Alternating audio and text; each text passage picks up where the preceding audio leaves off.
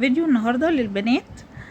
لما يعجب بيكي شخص وكده وعايز ان هو يتعرف عليكي، مش من اول ما تشوفيه تقولي لا لا لا لا انا مش عايزاه، لا ده مش عاجبني، لا ده طريقة كلامه مش عارفة، مش عاجبني كده، مش داخل دماغي. لا بصي، ادي نفسك فرصة واقعدي واتكلمي معاه.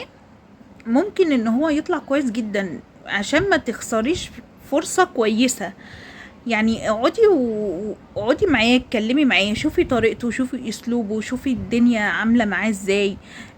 يمكن يطلع كويس، يمكن يطلع محترم، يطلع ابن ناس، مثلا يطلع فيه حاجات ممكن ان انت تعرفي تغيريها، زي مثلا طريقة لبسه، طريقة كلامه. هو كمان لو هو شريك وبيحبك وكده، هيتغير عشانك. يعني لما انت تقولي له على حاجة هو هيعملها، مش هيعند معاكي يعني ولا هيقولك حاجة.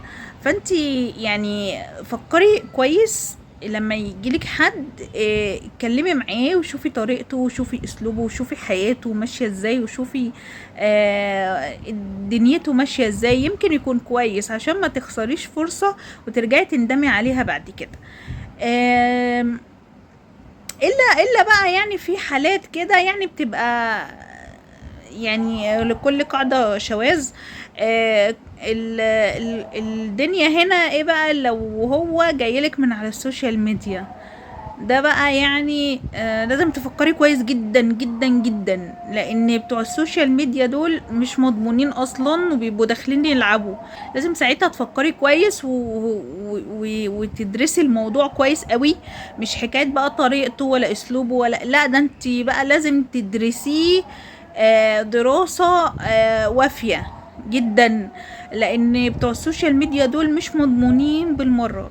وان شاء الله الدنيا تبقى كويسة وتلاقوا شخص مناسب والدنيا مليانة. يعني ما تقلقوش ان